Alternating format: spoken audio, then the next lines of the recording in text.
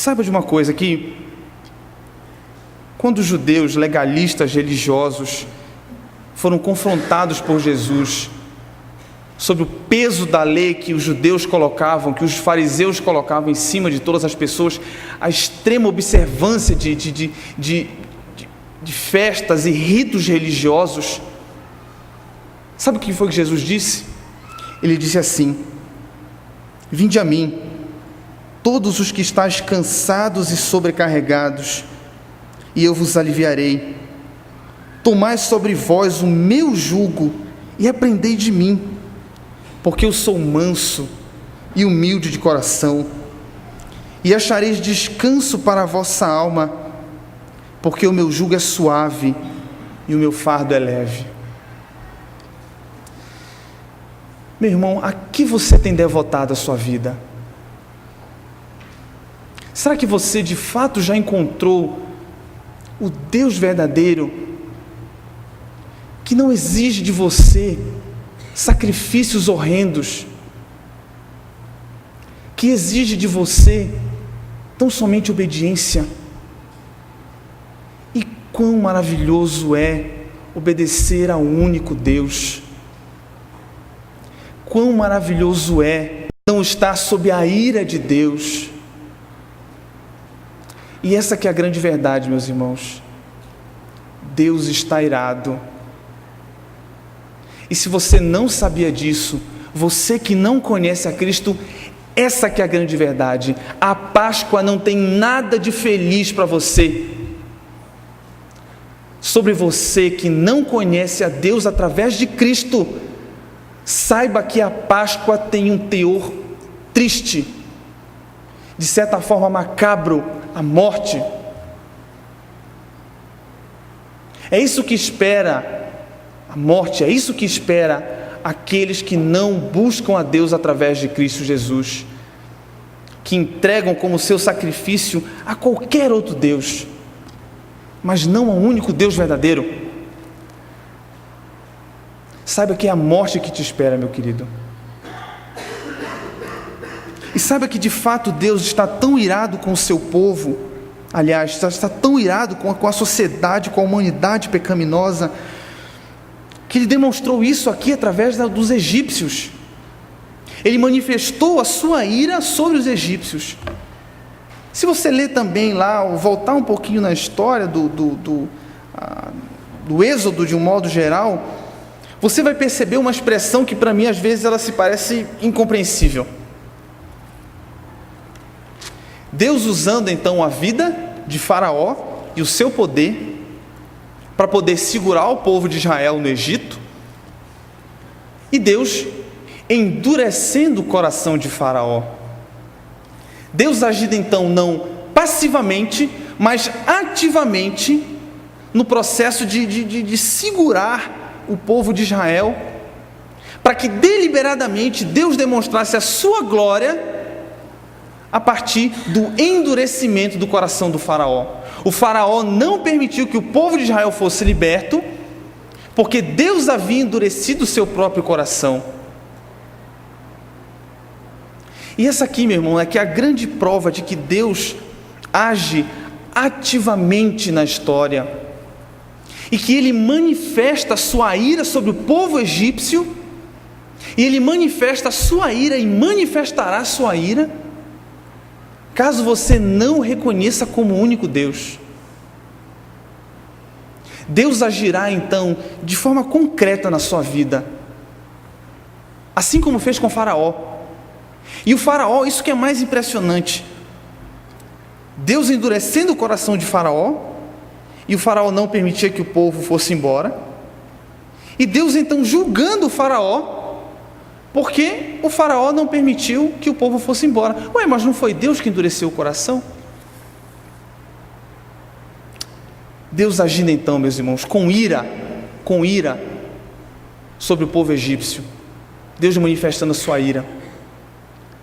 Eu lembro que a história conta que certa vez um grande pregador, talvez um dos maiores avivalistas da história dos Estados Unidos, chamado Jonathan Edwards, pregando um sermão na sua igreja,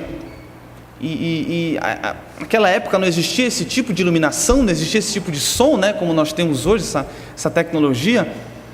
Mas ele, segurando uma vela na mão e lendo o seu sermão, não expondo o sermão, mas lendo, porque como era costume da época, lendo o sermão chamado Pecadores nas Mãos de um Deus Irado.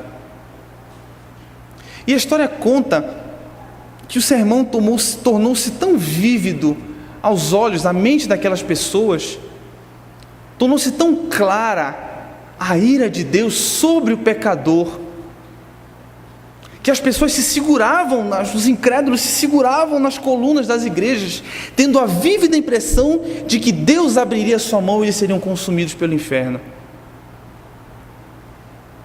Meu irmão, pode parecer muito cruel, mas essa é a verdade, você não pode escapar dela. Você não pode escapar de que Deus controla a sua história.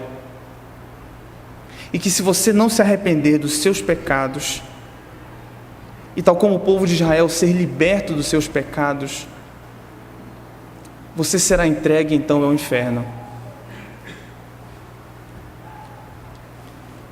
E por que eu conto isso? Por que eu faço tanta questão de esclarecer essa realidade, de que se nós não crermos em Deus através de Cristo, nós seremos consumidos pelo inferno? Porque da mesma forma como pesa a ira de Deus sobre nós, a ira de Deus ela é diretamente proporcional à sua graça, à sua misericórdia. E se assim a ira de Deus pesou sobre os egípcios, a graça de Deus pesou também sobre os israelitas. Foram libertos, estavam livres. Dê uma olhada então, aí no capítulo 12 mesmo, versículos 29 a 33. Êxodo 12, 29 a 33. A última das pragas. À meia-noite o Senhor feriu a todos os primogênitos na terra do Egito, desde o primogênito de Faraó, que se sentava em seu trono, até o primogênito do cativo que estava no cárcere, e todos os primogênitos dos animais. Não havia distinção de classe, não havia distinção de raça, não havia distinção até mesmo de gênero, eram animais, eram pessoas. Todos os primogênitos foram mortos. O versículo continua: levantou-se Faraó de noite, ele e todos os seus oficiais, e todos os egípcios, e havia grande clamor no Egito, pois não havia casa em que não houvesse um morto. Então chamou a Moisés e a Arão de noite e disse: levantai-vos, sai do meio do meu povo, tanto vós como os filhos de Israel, ide, servi ao Senhor como pedis. Agora pense comigo, meu irmão, exatamente nessa noite. Pense um pouco então nessa noite. Pense o pranto, pense o lamento, o clamor das pessoas, vendo que em cada casa dos egípcios havia um morto. Pense que daqui a uma semana as pessoas continuariam lembrando disso. Pense que daqui a um ano as pessoas continuariam lembrando desse evento. Pense que daqui a 2 a 3 anos as pessoas continuariam lembrando desse evento triste, a morte dos primogênitos, enquanto o povo de Israel se alegrava por ter sido liberto. Percebe? Você percebe a diferença? Mais uma vez, onde pesou a ira de Deus, manifestou-se da mesma forma a sua graça, a sua misericórdia. E novamente eu digo, por que nós enfatizamos tanto isso? Pense como se você estivesse dentro de um avião, ok? E você em determinado momento, se estivesse sentado tranquilamente nesse avião, e de repente a aeromoça chegasse e dissesse assim: olha, toma esse paraquedas aqui para você, segura bem esse paraquedas. E a aeromoça de repente saísse. E você então assustado, né? Coloca aquele paraquedas ali, né? Firme, e fica lá sentado.